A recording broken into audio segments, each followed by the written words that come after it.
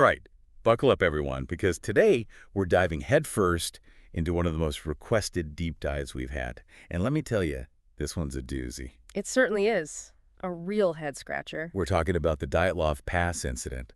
You know that chilling mystery from 1959 in the Soviet Union?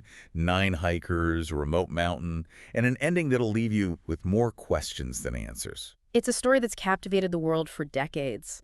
Just when you think you've got a handle on it, something new pops up and throws your whole theory out the window. It really is like piecing together a puzzle with some pieces missing. But before we get into all the wild theories, let's lay the groundwork. Just imagine, it's the dead of winter, we're smack dab in the middle of the Cold War, and this group of experienced hikers, all students from the Ural Polytechnic Institute, they decide to take on Mount Otorten in the Ural Mountains. Ambitious bunch they were. Experienced, well-equipped, and ready for a challenge. What they weren't ready for, though, was the mystery that awaited them. No one could have predicted that. And tragically, their adventure took a dark turn. They never made it back. Months passed, and a search party was sent out. What they stumbled upon was a scene straight out of a horror movie. The hiker's tent was found abandoned, ripped apart from the inside, like they'd been trying to escape something terrifying.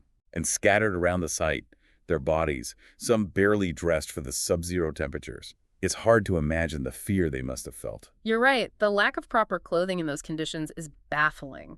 It suggests a sudden, panicked flight from the tent, but the question is, what could have driven them to that point? That's what makes this so intriguing. It's like a detective novel in real life. Yeah. And then there's the injuries, which just add another layer of mystery to the whole thing. Oh, the injuries are a major piece of the puzzle, and they don't make things any clearer. Hypothermia, you'd expect that given the environment. But we're also talking fractured skulls, broken ribs, internal bleeding, and one of the hikers, a woman, was even found missing her eyes and tongue. That's gruesome. I mean, what could possibly explain all that? Was it an animal attack? Did they get caught in some kind of bizarre natural phenomenon? Well, the initial theory, the one put forward by Soviet investigators at the time, was an avalanche. Seems logical, right? A sudden wall of snow could explain the chaotic scene and some of the injuries. Makes sense at first glance. But didn't the experts later cast doubt on that theory? Exactly. They pointed out that the terrain around the campsite wasn't really prone to avalanches, and the positions of the bodies didn't quite fit that scenario either. It just didn't add up. Plus, the tent was ripped from the inside, not crushed by snow. So, if it wasn't an avalanche, what else could it have been? There's got to be some other explanation, something that fits all the pieces of the puzzle. That's the million-dollar question, and it's led to a whole slew of theories over the years, some more plausible than others, I might add. Yeah, some of those theories get pretty wild. Let's start with the more natural explanations. I've heard talk about these things called katabatic winds. Could those have played a role? Katabatic winds are definitely something to consider. They're basically powerful winds that rush down mountainsides, and they can create some pretty terrifying sounds. Imagine being in that tent and hearing those howling winds, maybe combined with some unusual sounds caused by the terrain. It's enough to make anyone panic. Right, so maybe they thought something was attacking them or that the mountain itself was coming alive. In that state of panic, they rip open their tent and flee into the darkness. It's a possibility. Disoriented, scared, and not thinking clearly, they run out into the freezing night, some without proper clothing, and then maybe suffer falls or other accidents that lead to those horrific injuries. That paints a pretty terrifying picture. But even with katabatic winds, some of the injuries seem a little too extreme.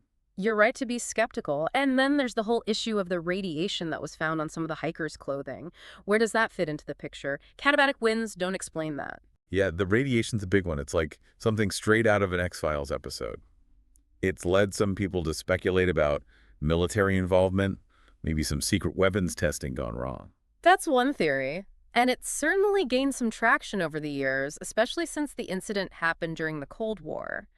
There were reports of strange lights in the sky around that time, which fueled speculation about secret aircraft or missile tests. Right. People love a good government conspiracy. Yeah. And then there's the even more out there theories, like UFOs or some kind of paranormal activity. It's easy to see why people go there. The whole situation is just so bizarre. Absolutely. When faced with something unexplainable, our minds often jump to the fantastical.